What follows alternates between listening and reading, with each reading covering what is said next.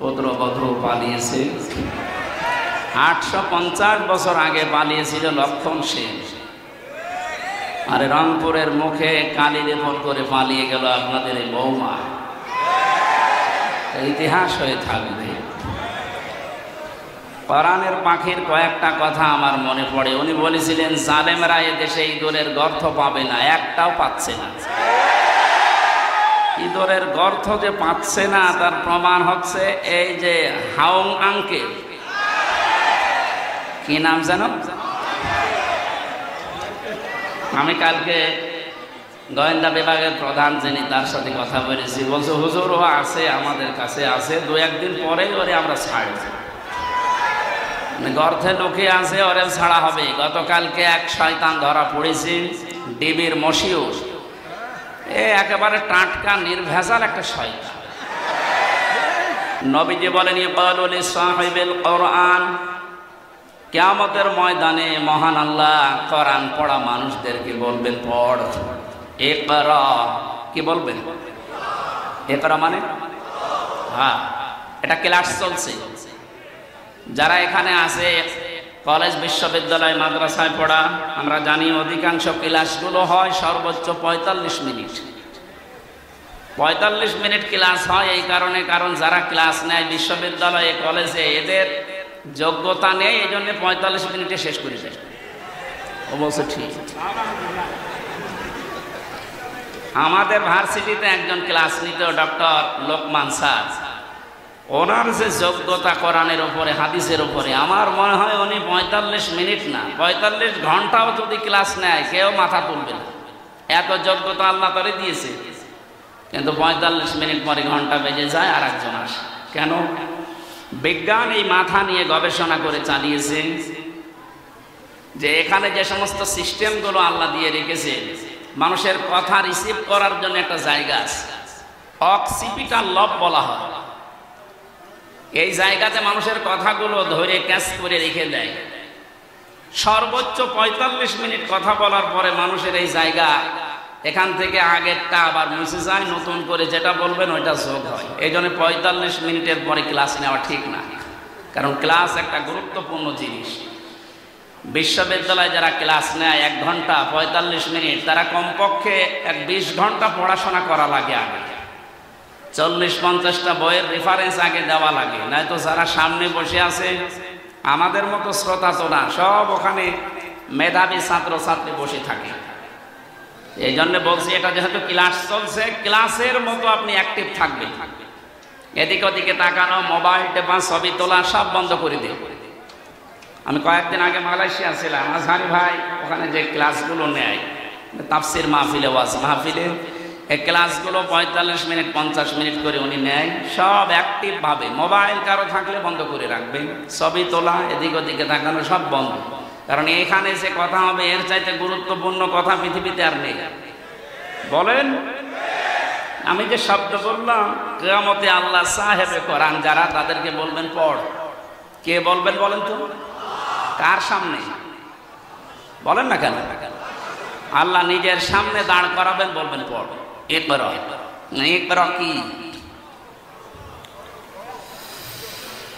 কোরআন শরীফের ভেতরে ইকরা শব্দের অর্থ আমি পেয়েছি প্রধানত 4টা। কোন মানুষ যদি কোরআন পড়তে চায়, কমপক্ষে 4টা শর্ত তাকে মানা লাগবে।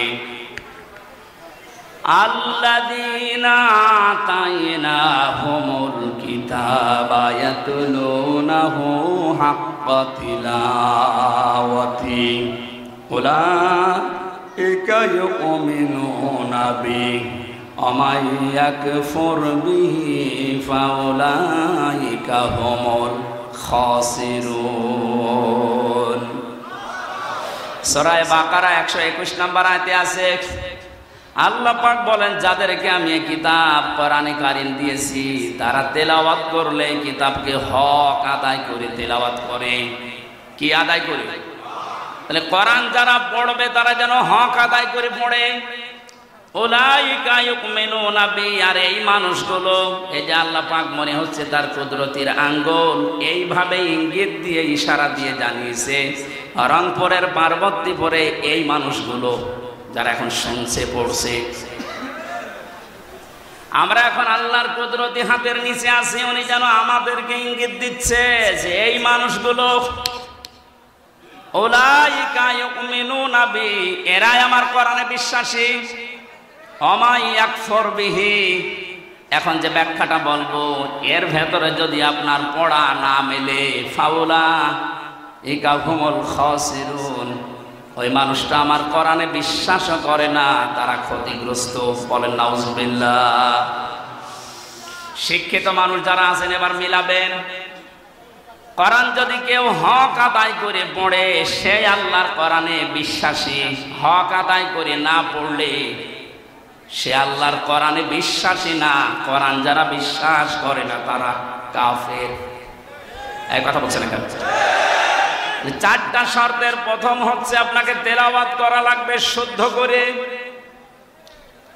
বাংলাদেশে একটা সমস্যা হয়ে দাঁড়িয়েছে, 100 জনের 95 জন কোরআন শরীফ শুদ্ধ করে পড়তে পারে না। প্রথমটায় তো ধরা খেয়ে যাচ্ছি আমরা। এজন্য শিক্ষা ব্যবস্থা যেখানে যেটা আছে, সে মাদ্রাসার নাম হোক, স্কুলের নাম হোক, মডেল নাম হোক, কিন্ডারগার্টেন হোক, যাই হোক, এখানে 100 মার্কের কোরআনে কারিম আমরা বাধ্যতামূলক চাই। আমরা কোরআনে কারিম হক আদায় করে পড়তে হলে এটা শুদ্ধ করে পড়ার নিয়ম করতে হবে। শিক্ষা ব্যবস্থায় 15.5 বছরে এমন ভাবে ধ্বংস করে দিয়েছে, আমি একটা একটা করে পয়েন্ট আকারে বলতে গেলে আপনি এখনই উঠে দাঁড়িয়ে পড়বেন। এই জন্য আমরা যেখানে যে প্রতিষ্ঠান গড়ে তুলছি, আজকের এই যে নোরানি ক্যাডেট হাফেজিয়া মাদ্রাসা, এখানে আমি জানি শুদ্ধ করে পড়ানো হয়। আরাতিলিল কুরআন তারতিলা, আল্লাহ পাক বলেন কোরআন পড়তে হলে স্পষ্টভাবে, সহি শুদ্ধভাবে, তারতিলের সাথে থেমে থেমে পড়ো। এই নির্দেশ কার? তাহলে আমরা প্রথম বুঝলাম, 1 নম্বরে যদি কেউ কোরআন পড়তে চায় হক আদায় করে, তাকে শুদ্ধ করে পড়া লাগবে। দ্বিতীয় নম্বরে শুধু শুদ্ধ করে পড়লেই হবে না, এটা আপনাকে বুঝতে হবে। ফেরাউন তার রাজত্বে নিজেকে খোদা দাবি করার জন্য যে পয়েন্টগুলো সামনে এনেছিল, সেটার দ্বিতীয় পয়েন্ট ছিল এই আসমানি কিতাব জনগণকে বুঝতে দেওয়া যাবে না। আমার মনে হয় 1000 বছর পর অনেকে হামানের মতো মন্ত্রীর পরামর্শে, উপদেষ্টাদের পরামর্শে, লেডি ফিরাউন দুনিয়ায় যারা এসেছিল, তারাও আল্লাহর আসমানি কিতাব কোরআনে কারিমকে বোঝার পথ বন্ধ করে দিচ্ছিল। মানে দিয়েছে। কোরআন বোঝার মতো কোনো ইনস্টিটিউট দেশে খোলা হয় না, কোরআন গবেষণা করার মতো কোনো প্রতিষ্ঠান দেশে বানানো হয় না। লালনের জীবনী গবেষণা করার জন্য একাডেমি বানিয়েছে। লালন গবেষণাগার বানানো হয় এদেশে, লালন একাডেমি তৈরি করা হয়, অথচ কোরআনের একটা শব্দ নিয়ে আপনি চিন্তা ভাবনা করে নতুন কোন তথ্য বের করবেন সেরকম কোন প্রতিষ্ঠান এদেশে নেই। দুঃখজনক হলেও সত্য, আমরা 96% মুসলমান। কত ভাগ? 96%। 96% আমাদের দরকার নেই। গত পরশু দিনের আন্তর্জাতিক একটা রিপোর্ট পেয়েছি, এদেশে এখন 100 জনের 14 জন মানুষ যারা বিদায় নিয়েছে, জালেম স্বৈরাচারী, এদের পক্ষে এখনো পর্যন্ত সাফাই গাচ্ছে। 100 জনের জবান খোলেন না কেন? 100 জনের 28 জন এখনো পর্যন্ত যে কোনো কায়দায় থালা হাতে নেওয়ার চেষ্টায় আছে। সে যেভাবে থালা দেন, থালা নিয়ে কি করবে? আগস্ট মাসের 5 তারিখের পর থেকে আজকের এই সেপ্টেম্বরের 21 পর্যন্ত আমরা একটা জরিপ দেখতে পাচ্ছি, যারা এখনই খাবো খাবো বলছে তারা কিন্তু তাদের চরিত্রের বহিঃপ্রকাশ এই 1 মাস 15 দিনে ঘটিয়ে ফেলেছে। আনন্দের সংবাদে জরিপের শেষে লেখা আছে এই দেশে 100 জনের 58 জন মানুষ এখন চাচ্ছে আল্লাহর আইন এ দেশে কায়েম হোক। ভাই কথা বোঝার চেষ্টা করে ভাই, তাকবীর পরে দিন। যে মানুষগুলো চাচ্ছে দেশে 100 ভাগের 58 জন মানুষ আল্লাহর জমিনে আল্লাহর দিন কায়েম হয়ে যাক, তাহলে যে যার অধিকার ফিরে পাবে। তাদের মুখ দিয়েই শোনেন, তারা বলছে ভাই আমাদেরকে একটু সময় দেন না কেন। কেবল মাত্র 15 বছরের, একদিন 2 দিন না, 15.5 বছরে সব উলট পালট করে রেখে গেছে। যারা দায়িত্ব নিয়েছে তাদের প্রতিদিনের বক্তব্য এটা যে হাত দেব কোথায়, যেখানে হাত দেয় সেখানে দুর্নীতি। একটা দেশ কত বড় দুর্নীতিগ্রস্ত হলে কেন্দ্রীয় মসজিদের ইমাম পর্যন্ত পালিয়ে যায়। এ চোরাই আবার কালকে এসেছিল, পিটানি খেয়ে বিদায় নিয়েছে। মসজিদের ইমাম পালিয়ে গেছে, ও যদি আবার ফিরে আসলে এইরকম অবস্থা হয়, তুমি শর্ট করে ঢুকে পড়বা, আর তোমার কিছুই হবে না। আসো, কথা বলো না কেন? কিচ্ছু লাগবে না ভাই, যে খায় তাদেরকে নাই, কথা বলবেন না। যে যেখানে আছেন ওখানে বসেন।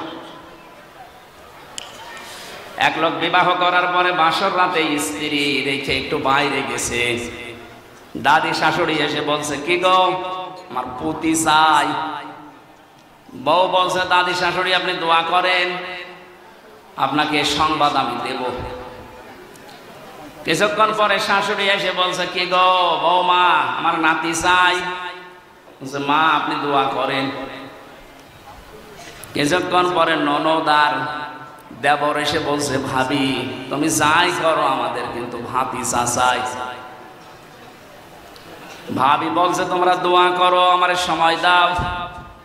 স্বামী এবার এসে বলছে বউ তুমি কি করবা আমি জানি না, আমার বেবি চাই। বউ আবার মুখ তুলে বলছে তোমরা কি সব পাগলের বংশ, বিয়ে করে এখন কেবল বাসর ঘরে, কিছুই হয়নি। এরপরে 10 মাস 10 দিন তো সময় দেবেন। আপনি আগেই বেবি চান, আগেই কেউ নাতি চাই, কেউ পতি চাই, কেউ ভাতিজা চাই।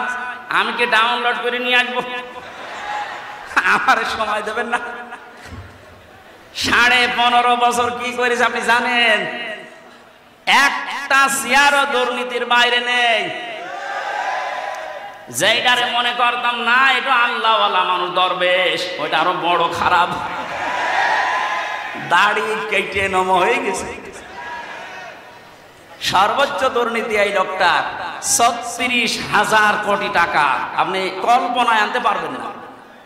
রংপুর বিভাগের মানুষ তো এমনি গরিব, এদেরকে একটা নাম মানুষ দিয়েছে কেন জানি না, সে যে নামই হোক, কিন্তু আপনারা সহজ সরল, মানে সহজ সরল এত।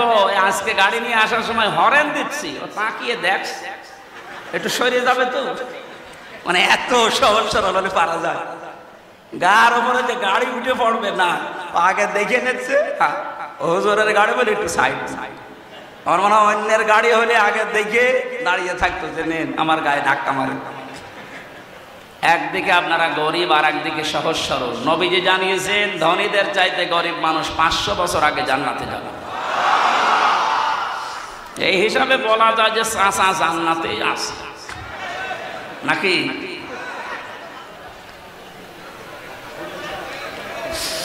আমার ভাইরা যারা দায়িত্ব পেয়েছে সংস্কারের জন্য, যখন ছাত্ররা আপনাদের হাতে দিয়েছে খুব তাড়াতাড়ি করেন, এদেশের কোন চেয়ার যেন বাকি না থাকে, সবগুলো সংস্কার করেন। কারণ এই জালেমদের দোসর এইগুলো। 1628টা চেয়ার ছিল বাংলাদেশে, মেন চেয়ার, এই চেয়ার না জয়গুলো, ওই চেয়ার গুলো দিয়ে এদেশ পরিচালিত হতো, আর ডিরেকশন আসতো দাদার কাছ থেকে। সুতরাং আমরা চাই এদেশের এই 1628টা চেয়ারের একটা চেয়ারেও যেন কোনো জালেম না থাকে, জালেমের দোসররা না থাকে, সবগুলো সংস্কার করে নতুন মানুষ এনে বসান। কথা বলেন না কেন? এটা করার জন্য আপনাকে সময় কিছুদিন দেওয়া লাগবে না, 10 মাস 10 দিন, নাই তো কি ফ্লাক্সিলোড করে নিয়ে আসবে। এখনই খালি বারবার যে দেন থালা, থালা দেন, থালা নিয়ে করবেন কি? এই অবস্থায় যদি আবার ছেড়ে দেয় তাহলে এই 15 বছরের মতো দিনের ভোট রাতি হয়ে যাবে। এজন্য সংস্কার যখন চলছে আমরা আহ্বান জানাই যারা দায়িত্বে আছেন, আপনারা একটা সম্মানজনক সময় নিয়ে তাড়াতাড়ি সংস্কার করেন। একটা জালেমের দোসরকেও আমরা আর দেখতে চাই না। আল্লামা মামুনুল হক কয়েকদিন আগে ঘোষণা দিয়েছেন, এই দেশে যেই মানুষগুলো জুলুম করেছে 1628টা, এর বাকি যারা জেলায়, উপজেলায়, থানায়, ইউনিয়নে যারা জালেম বলে চিহ্নিত, এদের ছবি মোড়ে মোড়ে টাঙিয়ে দেন, যেন জালেমরা কিয়ামতের আগে দেশে আসতে না পারে। এই দাবি আপনারা করেন না? কিয়ামতের আগে দেশে আর জালেমরা আসতে পারবে না, সব ছবি টাঙিয়ে দেন। আসুক, শর্ট করে ঢুকবে, আমরাও শর্ট করে ধরবো, শর্ট করে আর একেবারে আয়না ঘরে লাগিয়ে দেবো। আমি 10 দিন ছিলাম মাত্র, এই আমার জীবন অতিষ্ঠ হয়ে গিয়েছিল। আর ব্যারিস্টার আরমান 8 বছর। উনি ভাবতে পারেন কত বড় কঠিন জায়গা এটা। মুফতি ফখরুল ইসলাম আমার সাথে ছিল জেলখানায়। উনি বলছিল আমার যখন এই আয়না ঘরে নিয়ে যায়, মাটির নিচে এই পায়ের ভেতর দিয়ে হাত উপর দিয়ে দিয়ে সামনে যে রডের বেড়া দেওয়া আছে, এই রডের সাথে দিয়ে হাত তালা লাগিয়ে দিত। আপনি যদি কায়দ হবে না, সেই কায়দা মাঝে মাঝে মনে হতো আল্লাহ হয় মরণ দাও, না একটু শোয়ার ব্যবস্থা করে দাও। এই যে শুয়ে থাকা, এটা যে কত বড় নিয়ামত আল্লাহ, আমি ওই কতদিনে টের পেয়েছি। হাত যদি শুধু বেঁধে রাখতো তাও তো ঘুমানো যায়। হাতে পায়ের ভেতর দেয়, সামনের দিকে রডের বেড়া ওর সাথে লাগিয়ে তালা লাগিয়ে দেয়। দেখ 1.5 মিনিট সময় দেয় টয়লেট করার জন্য। আর খাবার যা দেয় মনে হয় কেউ মাখিয়ে রেখেছে, ওইটাই নেই, খালে খান, না খেলে মরে যায়। মানে মরে গেলে তো আর অসুবিধা নেই, কেউ তো জানে না যে আছে কি, এমনি মানুষ মরে যায়। আমার নাই ভেতরে কোরআন শরীফ ছিল, প্রতিনিয়ত আমি কোরআন শরীফ পড়তাম আর বিভিন্ন দৃশ্য ভুলে থাকতাম। কিন্তু যারা হাফেজ না, কোরআন শরীফ নেই, তাদের কি অবস্থায় 8টা বছর কেটেছে বলেন তো? আমার 3 বছরই যেতে চাই না, আমার ডায়াবেটিস হয়ে গেছে,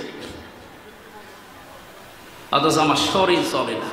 এই শরীরে ডায়াবেটিস হলে মেনে নেওয়া যায়? কি কষ্ট দিয়েছিল ওই মানুষগুলোকে। আমার মনে হচ্ছে এই দেশের 18 কোটি মানুষ যদি এই জালেমকে মাফ করে দেয়, ব্যারিস্টার আরমানের বউ জীবনও মাফ করবে। আপনারা করে দেন আপনাদের বউমা, তা আমাদের বউ, আমার বউ তো মাফ করবে না, কারণ 3 বছর আপনি তার থেকে কি অবস্থায় রাখলেন। আমার জেলে দিলে কোনো সমস্যা না, জেলে দিলে 7 দিন পর পর দেখা করা যায়, কথা বলা যায় মোবাইলে। আর আমার একেবারে বিচ্ছিন্ন, সরকারি মোবাইল তো কল্পনাই করা যায় না। দায়িত্বে যেগুলো দিত সবগুলো হিন্দু, সুভাষ দাস, সুব্রত বালা, দেবদাস, দেবদুলা, এই নাম শুনলেই মনে হচ্ছে যে এ কিছু না কিছু করবে। এসে 24 ঘন্টা পায়ের কাছে, হাতের কাছে বসে থাকত। আমি তো কারোর সাথে কথা বলবো না। সবচাইতে বেশি ঝামেলায় লেগেছিল আমারে আর মাওলানা মামুনুল হক। আপনি কেন করলেন এইটা? এমনিতে জেলে দিতেন, আটকিয়ে রাখতেন, রাখেন। কয়েকদিন আগে আমার মামলা সব খারিজ হয়ে গেছে। মানে আগস্টের 5 তারিখের পরে যেই মামলা তুলেছে সব খারিজ করে দিয়েছে বিচারপতি। বলছে কি দেখে মামলার বিচার করবো, এর ভেতরে কোনো মাল নেই। আমি বলতে গেলাম যে বিচারপতি, এ 3 বছর তো আপনার কাছেই ছিল, তখন তো বলেননি যে কোনো মাল নেই, এখন বলছেন কোনো মাল নেই, কি দেখে বিচার করছেন? উনি এইটাই বলতো যে হুজুর আমার হাত বাঁধা ছিল। কি ছিল? এখন আমার হাত খোলা আছে, এখন আর তো কেউ বাধা দেওয়ার মতো নেই। এখন সত্যটা আমি সত্য বলে জানিয়ে দিলাম যে আপনি নির্দোষ, কোনো দোষ আপনার আমি পাইনি। আমার মনে হয় এদেশে 1628টা চেয়ার যে আছে, শুধু একটা চেয়ারের হাত খোলা ছিল, আর বাকি 1627টা চেয়ারের হাত বাঁধা ছিল। যারা লাফাতো এই কাকু থেকে শুরু করে হাসাও মাহমুদ থেকে প্রত্যেকটা খালি আন্দাজে চাপা পিটা, ওদের কথায় বার্তারায় কোনো মিল নেই। ওই একজনের শুধু হাত খোলা, উনি যা বলবেন ওদের বলে আজকে এখন দিনে রাত 11:10 বাজে, ও যদি বলতো দিনের 11:10, এ জালেমের দোসরগুলো বলতো ঠিক আছে। এইরকম অবস্থায় পৌঁছিয়েছিল দেশটা। সেখান থেকে অন্তত আস্তে আস্তে যখন হাত খোলা আরম্ভ হয়েছে, আমরা চাই এদেশে কিয়ামতের আগে যেন আর কারো হাত বাঁধা না হয়। যে যেখানে আছে সব হাত খোলা থাকবে আবু সাইদের মতো। কথা বলেন ঠিক কিনা?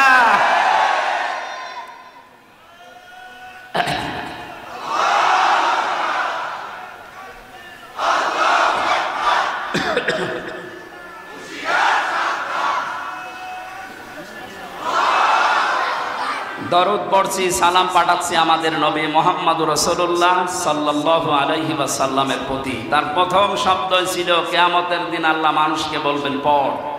পড়ার শর্ত বলছিলাম কয়টা? 1 নম্বরে পড়তে হবে শুদ্ধ করে, 2 নম্বরে বুঝতে হবে এই পড়া বিষয়টা।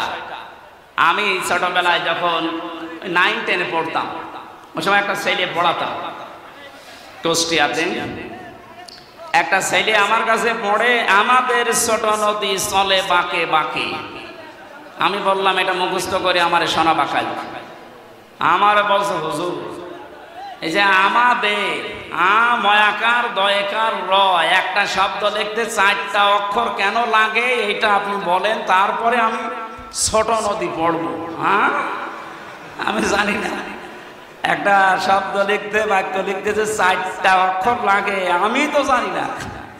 চিন্তা করলাম আল্লাহ এর বয়স কয় বছর, এখনো দুধ ছাড়েনি, আর এ একটা শব্দ পড়বে সামনের শব্দে যাবে না যতক্ষণ আগেরটা না বুঝবে। অথচ 96% মুসলমান এই দেশে আল্লাহর কালাম পড়ে যাচ্ছে আন্দাজে, কিচ্ছু জানে না। আহ্বান জানাচ্ছে এই ছেলেটার মতো মন তৈরি করেন, যেটাই পড়বেন আগে বুঝবেন যে আল্লাহ এবং তার রাসূল কি জানাতে চায়, এরপরে শব্দে আসে। কথা বুঝতেছে? 3 নম্বরে শুধু পড়লে বুঝলেই হবে না, যতটুকু জ্ঞান আপনি পেয়েছেন এই জ্ঞানটা মানুষের কাছে নিজের জীবনের ভেতরে বাস্তবায়নের চেষ্টা চালাতে হবে। 4 নাম্বার শর্ত হচ্ছে শুধু নিজে মানলে হবে না, এটা মানুষের কাছে পৌঁছিয়ে দেওয়ার নিয়ত করা লাগবে। এই হাদিসের ব্যাখ্যায় আরেকটা হাদিস পেয়েছি, এদিকে তাকান।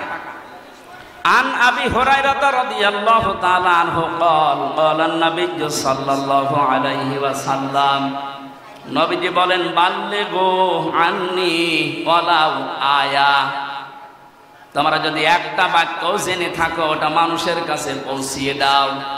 বাল্লিগ দেননি নবীজি, বাল্লিগু বহু বছর আলেম যারা আছেন তাদেরকে বলছি, কোরআনে কারিমে আল্লাহ বাল্লিগু দেয়নি, দিয়েছেন বাল্লিগ। ইয়া আইয়ুহার রাসূল বাল্লিগ মা উনজিলা ইলাইকা মির রাব্বিক, হে রাসূল আপনি তাবলীগ করেন, প্রচার করেন, ছড়িয়ে দেন, ছিটিয়ে দেন, জানিয়ে দেন, মানুষের ভেতরে প্রচার করেন যেটা আপনার রব আপনাকে দিয়েছে, তার নাম কোরআন শরীফ। তার নাম কি? আরো জোরে বলেন। কিন্তু এই কোরআন প্রচার করতে গিয়ে আপনার মনের ভেতরে যেন 2টা জিনিস কখনো না আসে। কিতাবুন উনজিলা ইলাইকা ফালা ইয়াকুম ফি সাদরিকা হারাজুম মিনহু লিতুনদিরা বিহি ওয়া যিকরা লিল মুমিনিন। বলেন আল্লাহু আকবার। আল্লাহ পাক বলেন এই যে কিতাবে কোরআন আপনাকে দিলাম, এটা যখন মানুষের মাঝে প্রচার করবেন তখন আপনি যেন কোনো ভয় পাবেন না, কোনো দ্বিধা দ্বন্দ্ব সংশয় সন্দেহ এগুলো আপনার মনের ভেতরে কাজ না করে। হারাজনের ব্যাখ্যায় মুফাসসিরিন ইকরাম লিখেছেন 2টা বিষয়। 1 নম্বরে কোরআন প্রচার করতে গিয়ে কখনো এই ভয় পাবেন না যে মানুষ হয়তো না বুঝে অনেকেই মন খারাপ করতে পারে।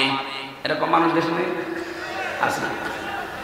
আল্লাহ যেটা জানাতে চাই আমিও ওইটা বলতে চাই। তো অনেক মানুষ আছে কোরআনের বক্তব্য না বোঝার কারণে আন্দাজে মন খারাপ করে থাকে, ও মনে করে আমারে বলতেছে। দ্বিতীয় নম্বরে কোরআনে কারিমে আল্লাহ যেগুলো দিয়েছেন ইবাদত হিসাবে, আবাহমান কাল থেকে অনেকে এমন এমন ইবাদত আবিষ্কার করে করে যাচ্ছে যেগুলো আসলে কোরআনে নেই, ইসলামে নেই। হে নবী, আপনি যখন কোরআনের তাফসীর করবেন তখন ওইগুলো তো টিকবে না। ওই মানুষগুলো তখন আপনার প্রতি মন খারাপ করবে, খারাপ ধারণা করবে। আজকে বাংলাদেশে যেমন মাজারওয়ালারা করছে, মাজারের কোন অস্তিত্ব কোরআন হাদিসে আছে? হ্যাঁ আছে। আপনি মাজারকে সংরক্ষণ করে রাখেন, কোনো ইহানত যেন না হয়, অপমান না হয়, গরু ছাগল যেন নষ্ট না করে। তাই বলে সেখানে সেজদা দেওয়া লাগবে, গাঁজা খাওয়া লাগবে, নারী পুরুষ জেনা করা লাগবে? কোথায় পেয়েছেন? আমরা তো এই মাজারের বিরুদ্ধে, যেখানে গাঁজা খাওয়া হয়, যেখানে নারী পুরুষের অভাব মেলামেশা হয়। কথা বলেন না কেন? এরকম মাজার দেশে নেই। আপনি আমার সাথে চলেন, আমি দেখাবো চট্টগ্রামে অধিকাংশ গুলোতে গাঁজার ফ্যাক্টরি আর নারী পুরুষের অবাধ জেনা। যেগুলো আবাসিক হোস্টেল গুলোতে হয়ে থাকে ওইগুলো মাজারে হচ্ছে প্রকাশ্যে। হক্কানি আলেমরা কোনদিন এটা দেখার পরে, জানার পরে সহ্য করতে পারে? এতদিন পর্যন্ত জালেমরা ওদেরকে পাত্তা দিত, জালেমরা ব্যবসা করে খেত, এই কারণে কিছু বলতো না। জালেম যেহেতু নেই এখন, আলেমরা এই জন্য এত বেশি সতর্ক করছে যে মাজারের অস্তিত্ব যেন না থাকে, গুড়িয়ে দেন। কারণ আলেমরা দেখে এসেছে যে হাজী সাহেব প্রধান অতিথি, সভাপতি, সভাসী হযরতে ওসমানের কবর আমি দেখেছি, খালি একটা পাথর দেওয়া আছে, বোঝা যাচ্ছে না। আর বাংলাদেশে গরু ছাগল মরে গেলেও কবর 3 তলা হয়। হযরত ওসমানের মতো দামি মানুষ আপনার বাবা, যার কবর পাকা করা লাগবে। ওসমান রাদিয়াল্লাহু তাআলা আনহুর কবর যদি মাত্র একটা পাথর দেওয়া থাকে তাও বোঝা যাচ্ছে না। সুবহানাল্লাহ, লা ইলাহা ইল্লাল্লাহ মুহাম্মাদুর রাসূলুল্লাহ। এই কথা বন্ধ করেন, এমনি এটা ক্লাস চলছে বললাম, কথা বন্ধ করেন।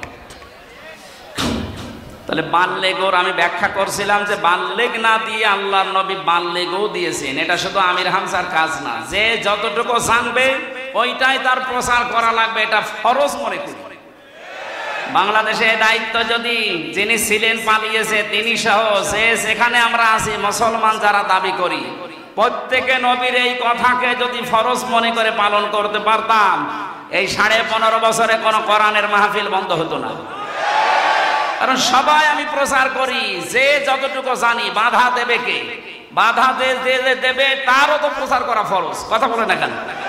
আমরা এই হাদিস না বোঝার কারণে আজ বহু বাধার সম্মুখীন হয়েছিলাম। এখন এটা যেহেতু মানুষ জানছে যে আমি যদি জানি কুল হুয়াল্লাহু আহাদ, এইটাও প্রচার করা নামাজের মতো ফরজ। তাহলে কোরআন পড়তে হবে। এই করার ব্যাখ্যা বললাম 4টা: শুদ্ধ করে পড়া, নিজে বোঝা, নিজে ওর উপরে কাজ করা, আর এটা মানুষের কাছে পৌঁছিয়ে দেওয়া। আল্লাহ এই 4টা শর্ত যারা মানে তাদেরকেই বলেন উলাইকা ইউমিনুনা বি, এরাই কোরআনে বিশ্বাসী। আর এই 4টা যারা মানে না, শুদ্ধ করে হয়তো পড়ায় কিন্তু বোঝে না, বুঝলেও হয়তো ওটা জীবনে মানে না, মানলেও এটা যে প্রচার করা লাগবে এই কাজে সে নেই, এটাকে সে ফিতনা মনে করে। মনে করে না প্রচার করতে গেলে না জানি আবার কে কি মনে করে, মন খারাপ করে কিনা, না বুঝে আবার উল্টাপাল্টা ধারণা আসে কিনা, সমস্যা হয় কিনা, এই জন্যই তো অনেকে চুপ থাকে। কথা বলেন। আমার রিমান্ডে 10 দিনই একই প্রশ্ন করেছিল যে অত বেশি বলার দরকার কি? আপনি চুপ থাকতে পারেন না, তাহলে তার এই মাটির নিচে আসা লাগে না। তাহলে ওরাও শান্ত, যেটা প্রচার করা, ও যা বলে বানিয়ে তো বলে না, সঠিক কথাই বলে, কিন্তু ওর মুখ বন্ধ করা লাগবে। যেন এমন এমন কড়া কড়া কাজ করেছিল আমার সাথে, আমার 11 ঘন্টা টাঙিয়েছি, কালো কাপড় দিয়ে চোখ বেঁধে, সামনে না পেছনে হাত বেঁধে, ডান্ডা বেড়ি লাগিয়ে মাজায় দড়ি দিয়ে টাঙিয়েছি। 1-2 ঘন্টা, 5 ঘন্টা, 11 ঘন্টা আমার নামাজ পড়তেও দেয় না। 4 ওয়াক্ত নামাজ আমি আন্দাজে পড়েছি, কারণ সব বাধা। 1.5 মিনিট 2 মিনিট সময় দিতে খালি প্রসাব করে আসে, মাটির নিচে তো কিছু বোঝা যায় না। এরপরে শেষে যখন আর রাজি হয়নি, বলছে এই আকিজ গ্রুপে আমি চাকরি করতাম, আকিজের বিরুদ্ধে বলা লাগবে। সর্বশেষ বলেছিল জামাতে ইসলামী বাংলাদেশ এবং ছাত্র শিবিরের বিরুদ্ধে যে কথাগুলো লিখে দিলাম, ওরা জঙ্গি সংগঠন, এগুলো বলা লাগবে। যদি না বলেন আপনার বউ তুলে নিয়ে আনবেন। বলেন কোথায় ওদের চরিত্র পৌঁছেছে। যেগুলো অফিসার ছিল আমার মনে হয় সবগুলো বাইরের দেশ থেকে ট্রেনিং দেওয়া। এদের চরিত্র এত খারাপ, আল্লাহর ভুল ধরতো মাঝে মাঝে। আরে ভাই, তুই আমার মামলার বিষয়ে জিজ্ঞাসা কর যে এই বিষয়ে আপনি কিছু জানেন কিনা। না, ও আল্লাহর ভুল ধর। অথচ মুসলমান, নাম জাহিদুল ইসলাম, নাম আতিকুল ইসলাম, শেখ ইমরান, ডিসি মান্না, আসাদুজ্জামান, মনিরুল ইসলাম, কি সুন্দর সুন্দর নাম। আসাদুজ্জামান মানে কি? জামানার বাঘ। মনিরুল ইসলাম স্ট্যাটাস দিয়েছে কালকে, এই শয়তানরা যদি দেশের মানুষ ধরতে পারে, জঙ্গির নাটক সাজিয়ে বিনা কারণে হাজার হাজার মানুষের জীবন নষ্ট করছে। জঙ্গি কিসের জঙ্গি? হ্যাঁ, ওরা নিজেরাই জঙ্গি। এই দোষটাকে অন্যের ঘাড়ে চাপিয়ে কি করে দেশের ইসলামপন্থী যারা আছে তাদেরকে কাবু করা লাগবে, ঘায়েল করা লাগবে। আর বাইরের দেশকে এই ইস্যুটা কাজে লাগিয়ে কিভাবে অবৈধ ক্ষমতায় থাকা যায়, তাছাড়া কিচ্ছু না। 3 বছরে তো আমি কোনো জঙ্গি পাইনি।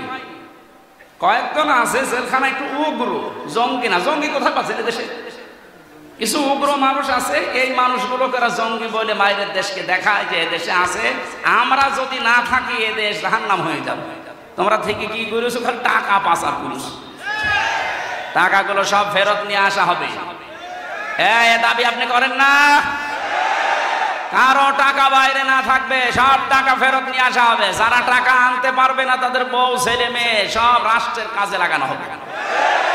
আর ওদের 14 বংশ এ দেশে অবৈধ ঘোষণা করা হবে যদি টাকা বাইরে থেকে না নিয়ে আসতে পারে। টাকা আপনার বাবার টাকা নাকি? রংপুরের খেটে খাওয়া মানুষের এই ঘাম ঝরানো পয়সা আপনি 36,000 কোটি টাকা পাচার করলেন। আপনি মানুষ, আপনাকে তো 100 বার টুকরা করলেও এ দেশের মানুষের ঝাল মিটবে না। কালকে বাংলাদেশের সর্বোচ্চ জায়গায় যারা আছে তাদের ভেতরে একজন, আমি নাম নিলাম না, উনি ঘোষণা দিয়েছেন আল্লামা সাঈদীকে যেভাবে ফাঁসি দেওয়া হয়েছিল বিনা দোষে বিনা কারণে, ফাঁসির রায় দিতে তো পারেনি, শেষে যাবজ্জীবন দিয়েছে, আমৃত্যু দিয়েছে। কিন্তু যারা দিয়েছে ওদের বিরুদ্ধে একটাও মিথ্যা কথা বলা লাগবে না, শুধু সত্য কথা দিয়েও যদি বিচার করা যায় তাহলে 1000 বার ওকে ফাঁসি দেওয়া যাবে। 1000 বার। কি করেছেন আপনি নিজে নিজে ভাবে। অনেকে বলছে না কিছুই করেনি, পদ্মা সেতু বানালো। কিসের পদ্মা সেতু বানিয়েছে? যা মেরে খেয়েছে। এই যে মসজিদের নাম বলে 560টা মসজিদ, আপনি জানেন সঠিক ইতিহাস? সৌদি আরব টাকা দিয়েছে, সেই টাকা দিয়ে মসজিদ বানিয়ে নিজের বাবার স্বপ্ন বলে চালাচ্ছে। যত স্বপ্ন সব তোমার বাবা দেখেছে, আর আমরা কি ঘুমাই? আমাদের স্বপ্ন নেই?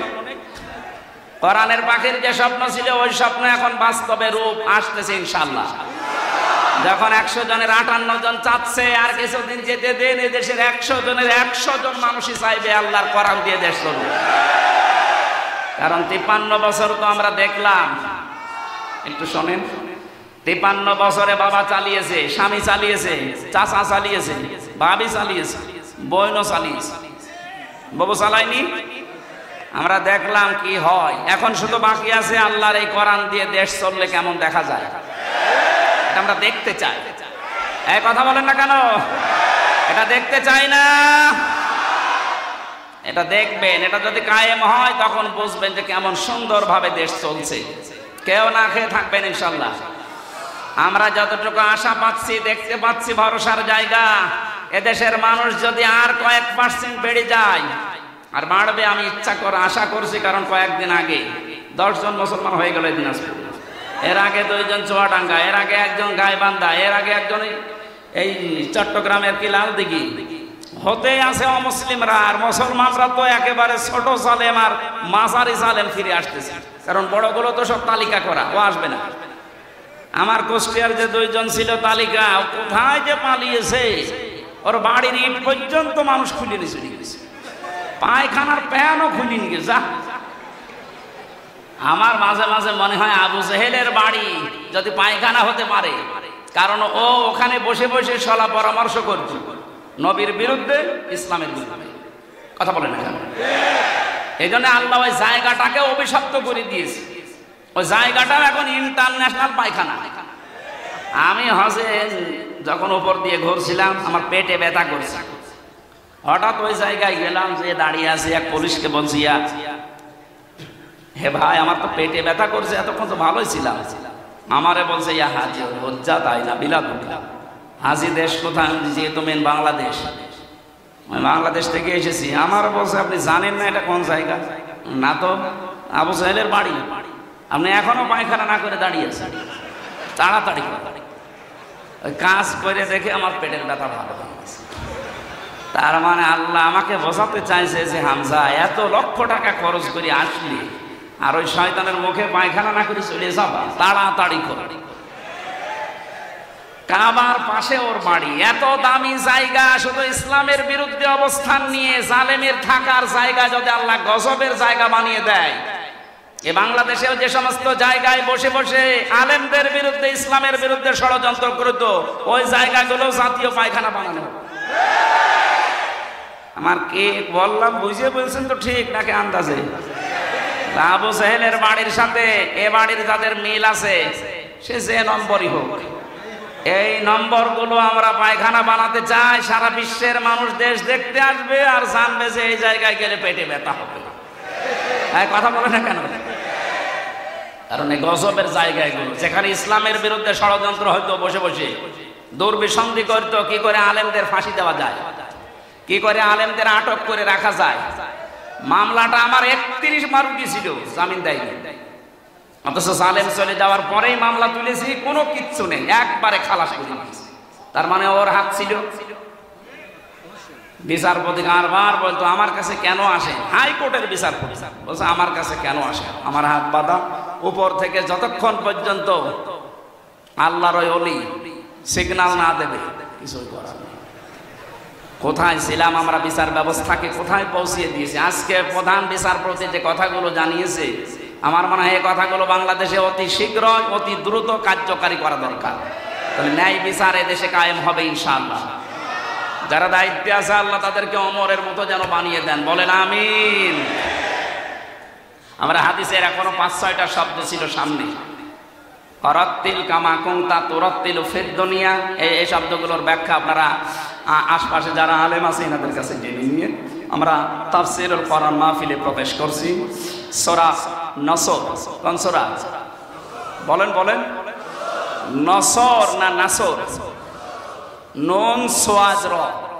নাসরন শব্দের শাব্দিক অর্থ হচ্ছে সাহায্য, আর নুন সিন র নাসর মানে ঈগল পাখি। এই জন্য যারা এই সূরাটা পড়তে গিয়ে সোয়াজ না বলে সিন দিয়ে উচ্চারণ করেন, আপনার কিন্তু নামাজ হবে না। কারণ নামাজ ভাঙার কারণ 19টা, তার ভেতরে প্রথম কারণ কোরআন যদি কেউ অশুদ্ধ পড়ে। এবার তেলাওয়াত করবেন শুদ্ধভাবে। আমরা প্রবেশ করছি। ফাউযু বিল্লাহি মিনাশ শাইতানির রাজিম। বিসমিল্লাহির রহমানির রহিম। ইযা জাআ নাসরুল্লাহি ওয়াল ফাত। সূরা নসরের 3টা আয়াত আল্লাহ দিয়েছেন। কোরআন শরীফে 3 আয়াত বিশিষ্ট সূরা আছে, 3টা, আসর, নসর আর কাউসার। কয়টা সূরা? এর ভেতরে মাত্র 3টা আয়াত আছে। আমার তো যতটুকু কোরআনের উপরে পড়াশোনা করা আছে, এই নসরের ভেতরে আল্লাহ এত কথা দিয়েছে, তাফসীর আকারে যদি আমি কিয়ামত পর্যন্ত হায়াত পাই, তাও এত কথা শেষ করা সম্ভব না। এত কথা এই সূরার ভেতরে আছে। নসর শব্দের শাব্দিক অর্থ সাহায্য।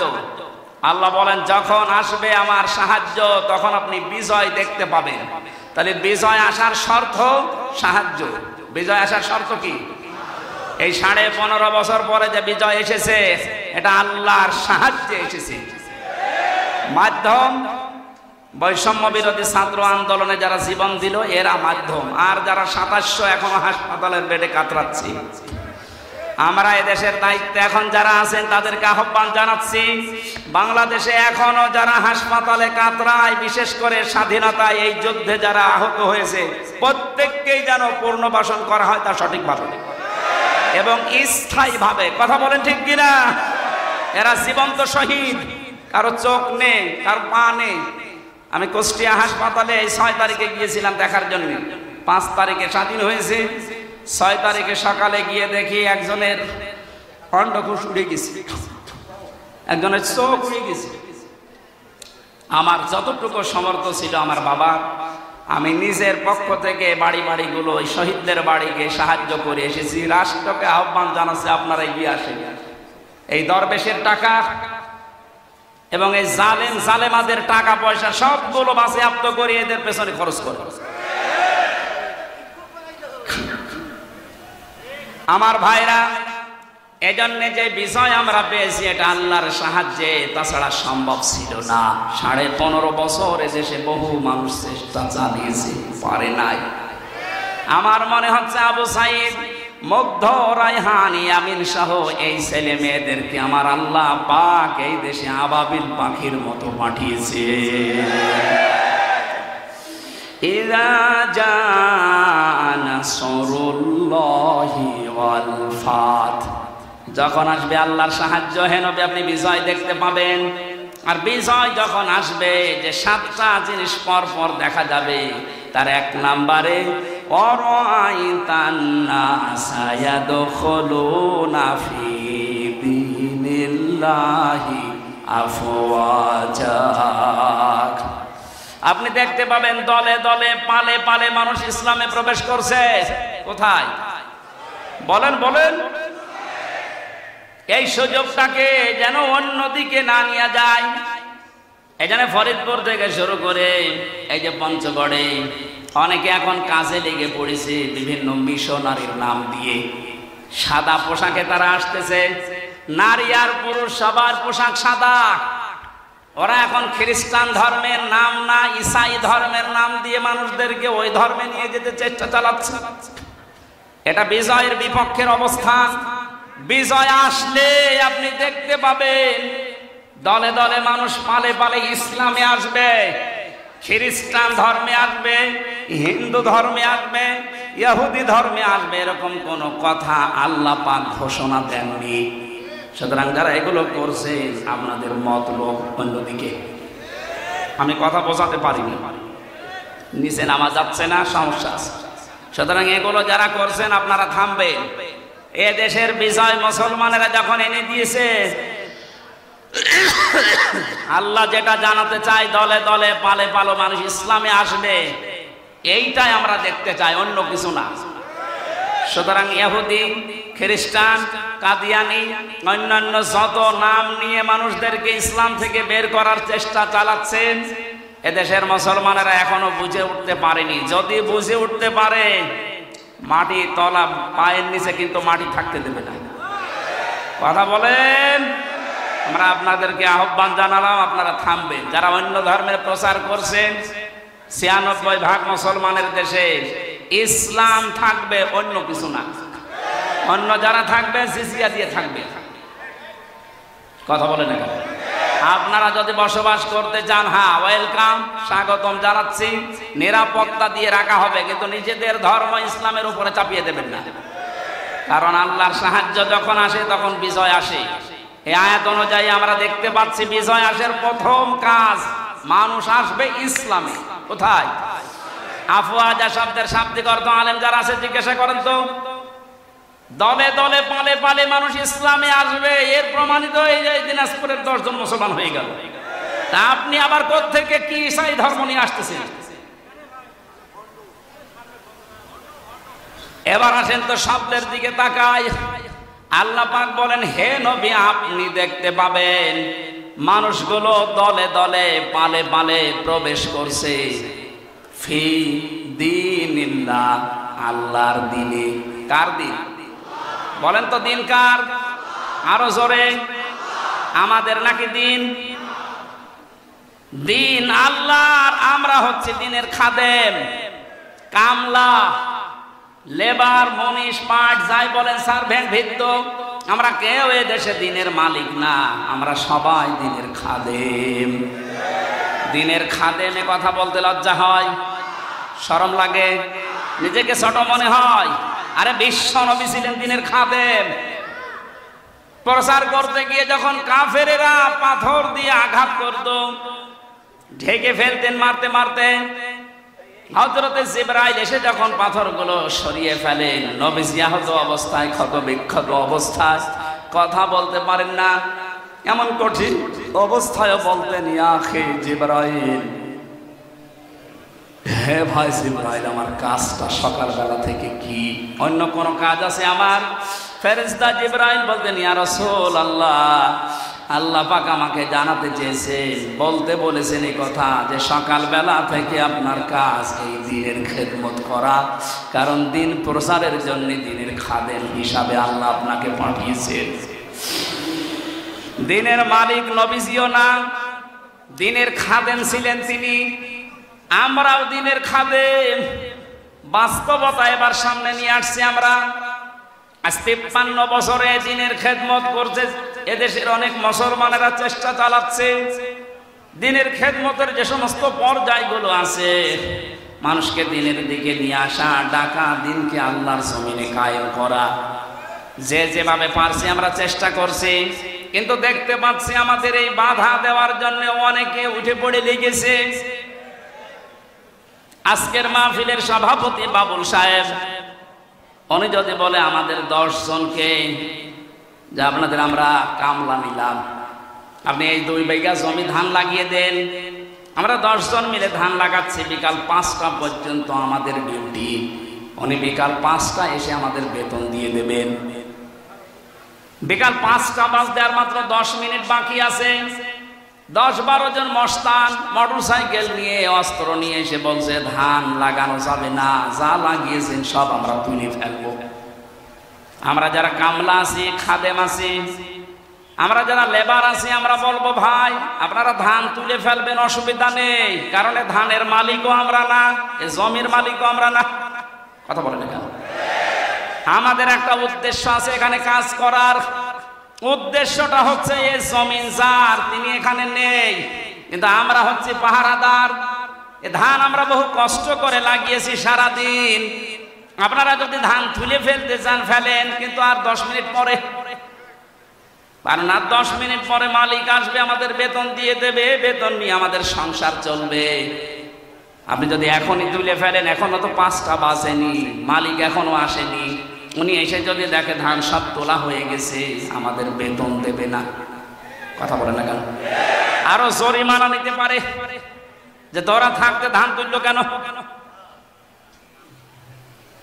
আমারও প্রশ্ন হচ্ছে, মালিক যখন আসবে তার আগে 5টা পর্যন্ত পাহারা দেওয়ার দায়িত্ব এই লেবারদের, এই খাদেমদের। এই কথা বলবেন? আমরা যেহেতু জমিনের কামলা, এই জমিনের মালিক না, এই জমিনে আল্লাহর দিন কায়েম করতে হবে। বিকাল 5টা মানে জীবনের শেষ দিন। জীবনের শেষ দিন পর্যন্ত যে থাকা লাগবে মাঠে ময়দানে, এ ঘোষণা আমি বানালাম। সূরা হিজর 14 নম্বর পারার 99 নম্বর আয়াত। এটা আল্লাহ পাক বলেন, ওয়া'বুদ রাব্বাকা হাত্তা ইয়াতিয়াকাল ইয়াকিন। হে নবী, আপনার রবের ইবাদত করবেন, রবের জমিনে আপনি ইবাদত করবেন, কামলা দেবেন। কতদিন পর্যন্ত? যতদিন আপনার মরণ না আসে। তার মানে জমিনে দিন কায়েম করার জন্য চেষ্টা চালাতে হবে।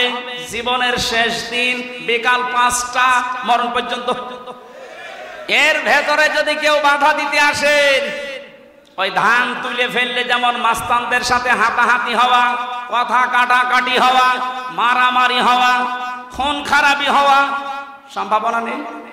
বলেন বলেন বলেন।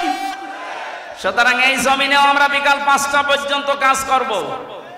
এর ভেতরে যদি কেউ বাধা দিতে আসেন, হাতাহাতি হবে, কথা কাটাকাটি হবে, মারামারি হবে, প্রয়োজন হলে মেরেও ফেলতে পারে। কারণ আমাদের বেতন দরকার। আমাদের বেতনের নাম জান্নাত। দেবে কয়টা? 5টায়। বলেন বলেন। যেহেতু এখনো বিকাল 5টা বাজে নাই, মানে জীবনের শেষ দিন আসে নাই, আমার জীবনের মেন কাজ এখন এইটা, কি করে জমিন আল্লাহর দিন কায়েম হয়। এর ভেতরে বহু বাধা দিয়েছিলেন বিভিন্ন কায়দায়, যেগুলো বাধা দিয়েছে সেগুলোকে আল্লাহ নিজে অপমান করছে। এই যে কালামানি বিসি উড়ে গেছে, বিসি উড়ে যায়নি, ওর অবস্থা এখন ভালো না। দয়া পরবশ হয়ে অনেক বিচারপতি এখন বলছে ওরে ছেড়ে দিলে ভালো হয়। কিসের ছেড়ে দেওয়া? ও মরে যাক, ওর কোনো ছাড় নেই। শুধু না, যত জালেম ধরা পড়েছে ওরা যেন কিয়ামতের আগে আর ছাড়া না পায়। তাহলে গেল ক্যান্সার, এ বের হলে আবার ইসলামের বিরুদ্ধে ষড়যন্ত্র করবে, ধান তুলে ফেলবে। এক কথা বলে না কেন? আমি জেলে বসে আছি আর আমার নামে তালিকা করেছে 116 জনের ভেতরে আমার নাম আছে। আরে বেটা, আমি তো বসে আছি 3 বছর। কত বড় শয়তান দেখেছে। আর ওরা নাকি এখন ছেড়ে দেবে। কিসের ছেড়ে দেওয়া? কোনো ছাড় নেই এদের। যেহেতু আমরা বিকাল 5টা পর্যন্ত কাজ করছি, অনেক মস্তান হস্তান আসবে এ ধান তুলে ফেলতে। এ ধান লাগিয়ে বিকালে যখন মালিক আসবে বেতন দেবে, এরপরে বাড়ি। এর আগে জমিন ছাড়া যাবে। কারা কারা টিকে থাকবেন বিকাল 5টা পর্যন্ত দেখি? লিল্লাহে তাকবীর। দিন ইসলাম, দিন ইসলাম, আল কোরআনের আলো, দুনিয়ার মুসলিম এক হও, লড়াই করো, নারায়ে তাকবীর। আমির হামজা ভাই এগিয়ে চলো। আলহামদুলিল্লাহ ভাই। উলামায়ে কেরাম যেখানে। হ্যাঁ, আমাদের একজন উপদেষ্টা গতকালকে জানিয়েছেন এদেশকে সংস্কারের জন্য ওলামায়ে কেরামের ভূমিকা রাখতে হবে এবং রাখার সুযোগ দিতে হবে। সুতরাং ওনার কথায় আমি সাপোর্ট দিচ্ছি। এদেশে আলেমরা যেন ভালো ভালো জায়গায় যায়। ধর্ম উপদেষ্টা উনি ঘোষণা দিয়েছে এদেশের আলেম এবং মাদ্রাসায় যারা পড়ে শুধুমাত্র মাদ্রাসা আর মসজিদ নিয়ে থাকলে হবে না, স্বপ্ন দেখতে হবে কিভাবে রাষ্ট্র চালানো যায়। কোনো মহিলার দরকার নেই। আমরা চাই এই সমস্ত জায়গাতে যেন পুরুষ মানুষের, এবং যে পুরুষ আল্লাহ রাসূলকে বিশ্বাস করে দুনিয়া চলে, তাদেরকে এই জায়গায় আমরা চাই। কথা বলেন। তাই বলে ফরিদউদ্দিন মাসুদের মতো মানুষ না, রুহুল আমিনের মতো মানুষ না। এগুলো আলেম নামে ক্যান্সার। ইসলামের সবচাইতে বড় ক্ষতি করেছে 15.5 বছরে এই জালেমগুলো। বাতিলের 5 আটা গোলামি করে কওমি জননী নাম দিয়ে কওমি মাদ্রাসার ইজ্জত মিরিছে। 3 বছরের যত কওমি আলেম আমার সাথে ছিল, অধিকাংশগুলো ওর নাম ধরে বরদোয়া করতো জেলখানায়। যেই দিন কওমি জননী নাম দিয়েছে জালেমাকে, সেই দিনই বরদোয়া হয়েছে। মাওলানা মামুনুল হক, শাকাওয়াত হোসেন রাজি ভাই যারা ছিল, বসে একটা কাজ করলো, আমাদের তো সব উল্টাপাল্টা করে ফেললো।